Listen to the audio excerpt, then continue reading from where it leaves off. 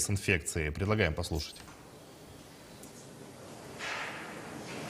Ольга Валерьевна, добрый день. Расскажите, пожалуйста, о текущей эпидемиологической обстановке в нашей республике. Добрый день, уважаемые жители Республики Саха-Якутия. По данным Управления Роспотребнадзора, за последние сутки зарегистрировано 29 новых случаев новой коронавирусной инфекции. На столицу республики, город Якутск, приходится 15 случаев.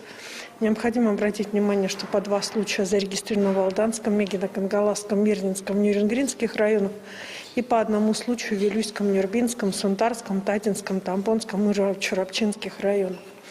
Оценивая распространение коронавирусной инфекции за последние 2 недели, необходимо обратить внимание, что вновь пошла тенденция распространения вируса по районам республики. И на настоящий момент географический спектр районов, по которым распространяется инфекция, в том числе и уходит и в дальние поселения, значительно расширился. В связи с этим прошу обратить внимание на важные позиции, определенные как решением оперативных штабов, указов главы республики и, соответственно, тех решений, которые связаны с вакцинированием населения. За сутки у нас было воскресенье, поэтому было проведено всего 672 исследования. Но, соответственно, с начала пандемии у нас проведено порядка 1 миллиона 25 тысяч 956 тестов. Что касается вакцинации, необходимо обратить внимание на следующий момент.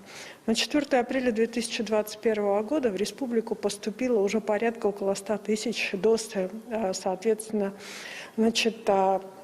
вакцины от коронавирусной инфекции. На прошлой неделе дополнительно поступила, входящая в этот размер, в это количество, и вакцина, производителем которой является «Вектор».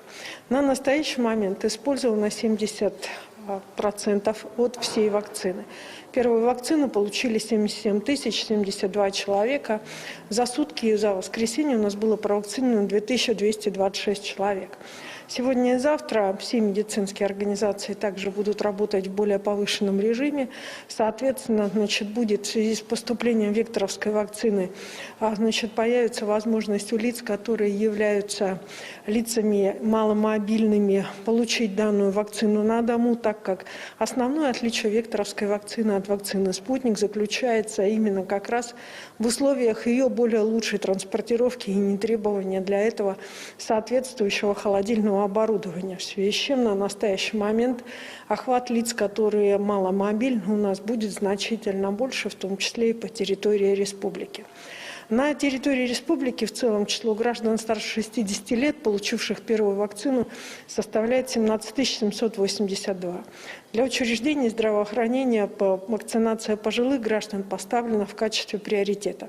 При этом я хочу обратить внимание на то, что мной было промониторировано, и на оперативный штаб сегодня будет внесена информация о состоянии наличия вакцины, соответственно, в наших населенных пунктах, в том числе и труднодоступных.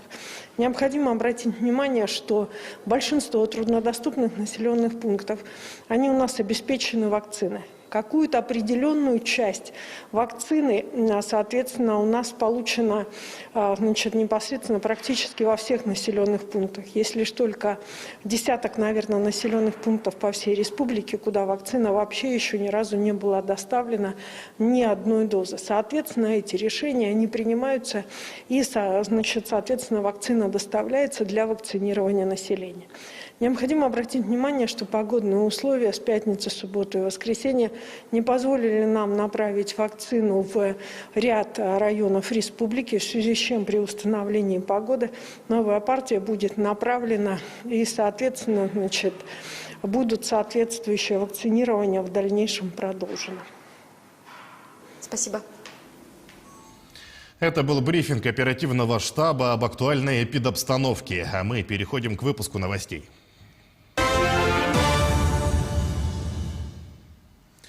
В эфире новости, в студии Сергей Михедов. Здравствуйте. Коротко о главных темах. В Якутии продолжается массовая вакцинация от COVID-19. Сколько медицинских работников получили второй компонент препарата? Работы на взлетно-посадочной полосе